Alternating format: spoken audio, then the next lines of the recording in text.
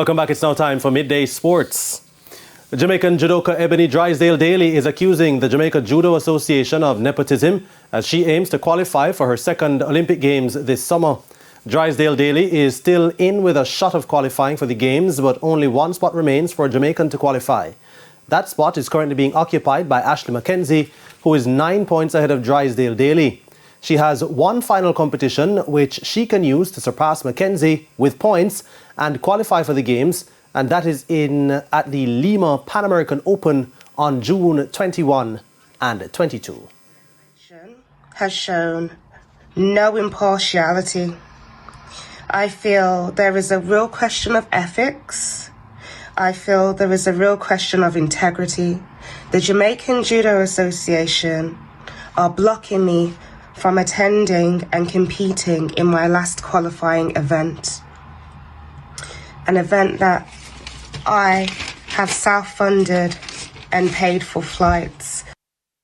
Drysdale Daley says she was originally registered for the competition. From competition registry, the Jamaican Judo Association had initially registered me for this event.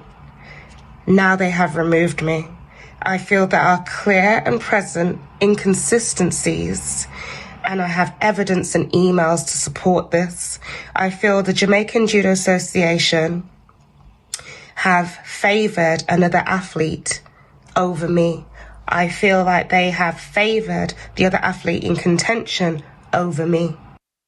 The deadline for re-registration for the tournament is Thursday, and Drysdale Daley says she's getting no support in her plight. TVJ Sports tried unsuccessfully to get a response from the General Secretary of the Jamaica Judo Association, and there were no answers to our phone calls nor text messages. Now, after wins against Papua New Guinea and Uganda in their opening two games, co-hosts West Indies are expected to face their sternest test yet when they take on New Zealand in Trinidad on Wednesday at the Brian Lara Cricket Stadium. With a win in that match, they could potentially qualify for the Super 8. West Indies captain Robman Powell spoke about the importance of the game against the Kiwis.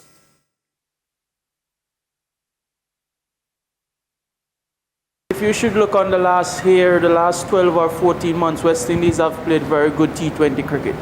So it's just a continuation of us doing that, even though it's a World Cup.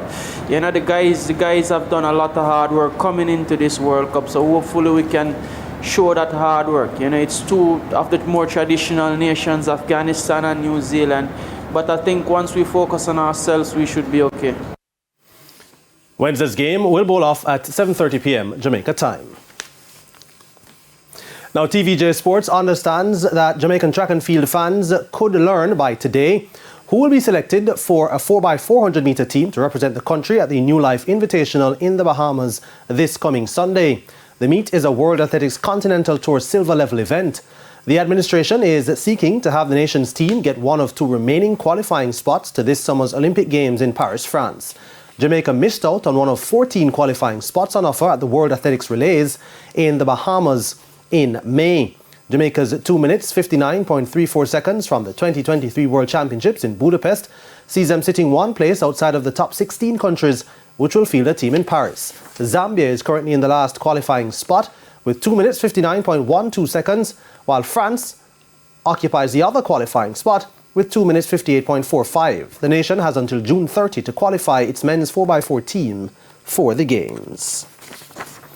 And RJ Arglina netballers won the dress parade but missed out on a place in the final of the rally on the opening day of the Business House Netball Association League at the Leela Robinson Courts.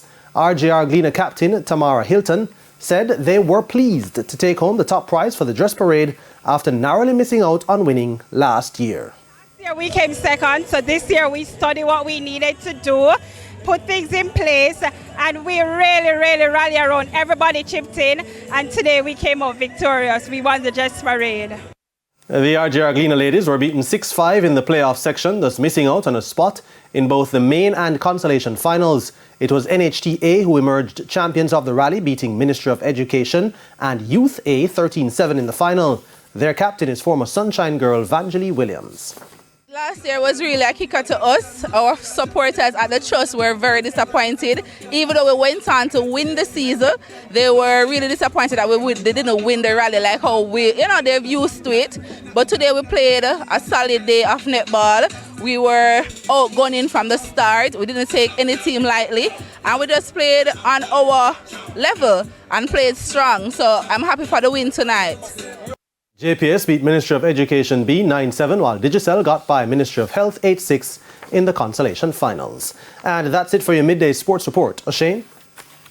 Thanks, Jordan. And that's the Midday News. I'm O'Shane Masters. Join us at 7 for Primetime News. On behalf of the news, sports and production teams, have a good afternoon.